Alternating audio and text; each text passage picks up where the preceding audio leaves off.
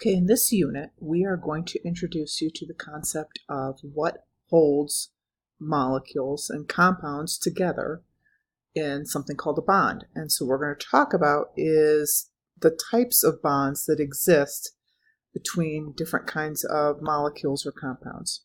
Okay, now this relates to your learning about electrons, because how the electrons are arranged in the atom relates to how they can form bonds, because that's what bonds are made out of. Bonds are made out of electrons.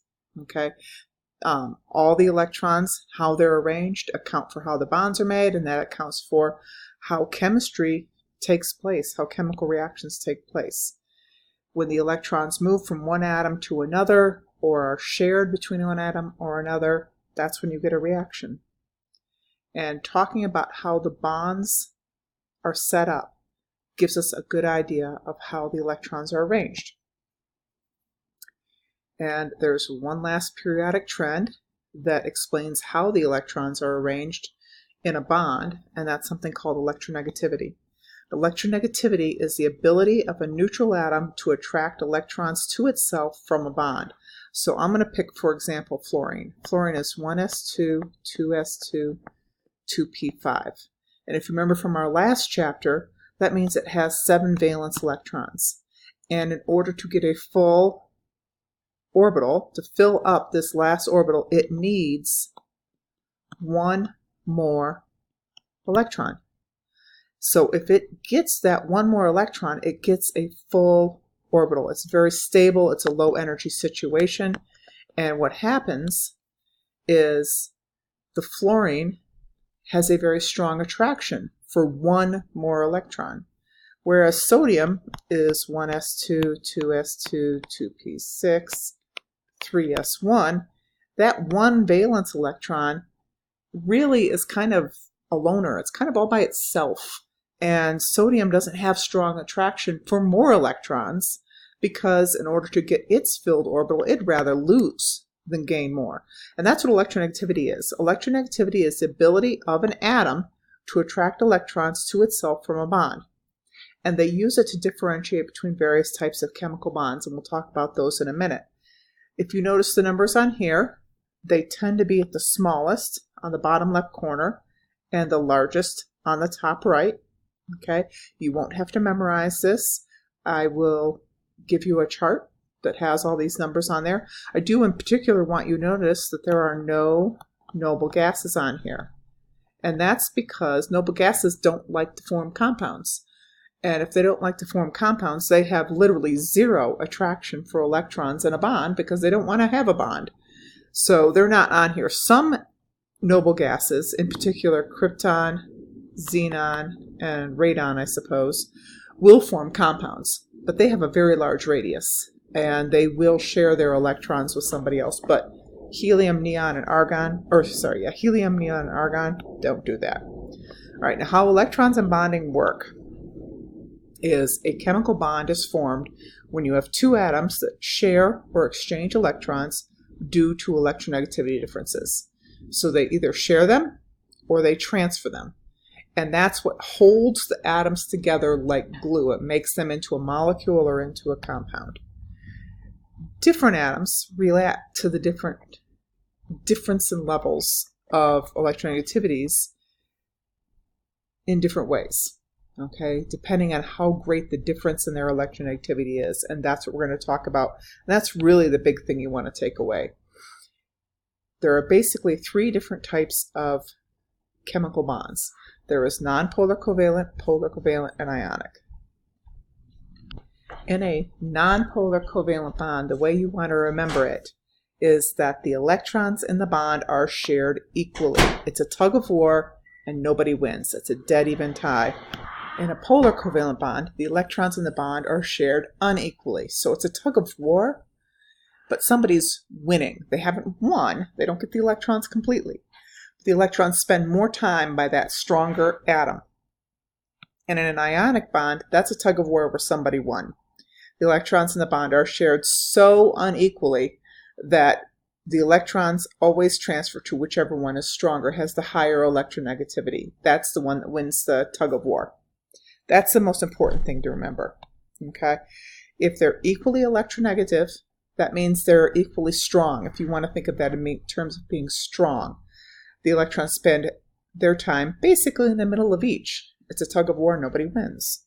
In a polar covalent bond, you have one atom that is a little bit more electronegative than the other one, and the electrons spend more time nearer the more electronegative atom. They don't spend all their time there, but they spend more time there.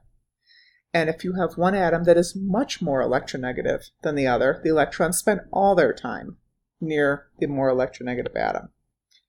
And it gets a -1 charge, and the one that loses the electrons gets a +1 charge. And what holds them together is opposites attract. That's how it works. So when it comes to the relationship between electronegativity and bond type, we're going to talk about electronegative difference. That means you are going to subtract the numbers. If it is essentially 0, it is non-polar covalent. If it's mid-level, it's polar covalent, and if it's very large, it's ionic. But you want numbers, so I'm going to give you numbers. The electronegativity difference between two atoms, if it's somewhere between 0 and 0.1, it is non-polar covalent. Generally speaking, it's going to be two of the same nonmetals, like Cl and Cl. Or maybe two nonmetals that are very close to each other, Cl and Br. Okay?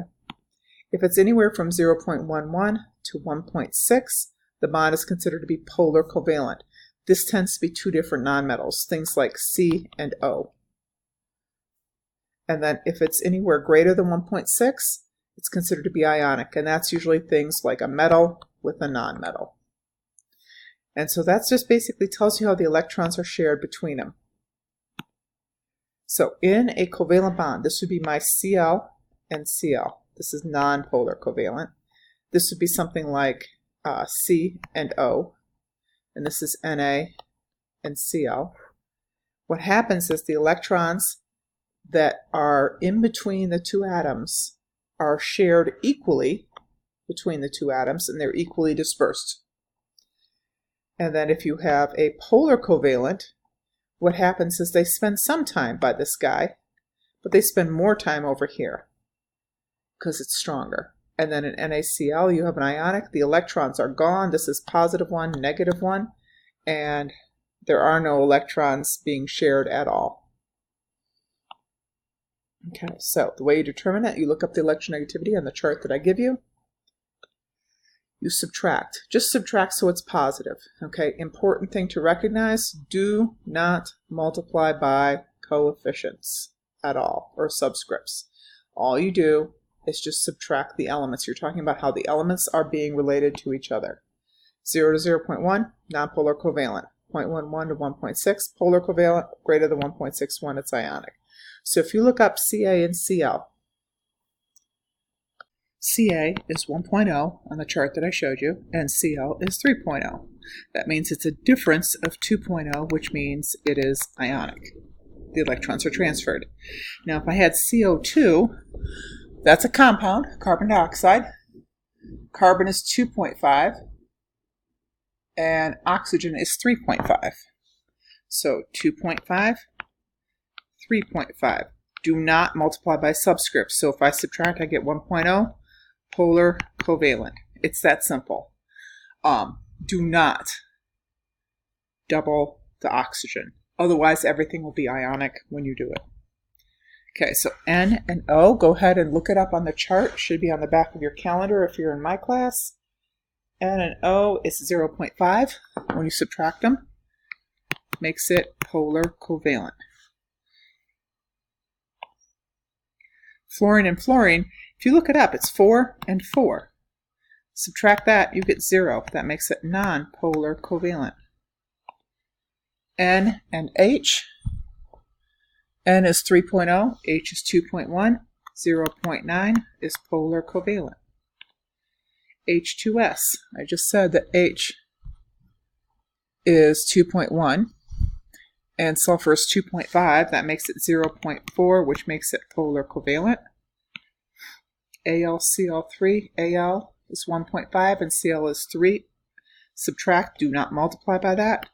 You get 1.5, polar covalent, almost ionic.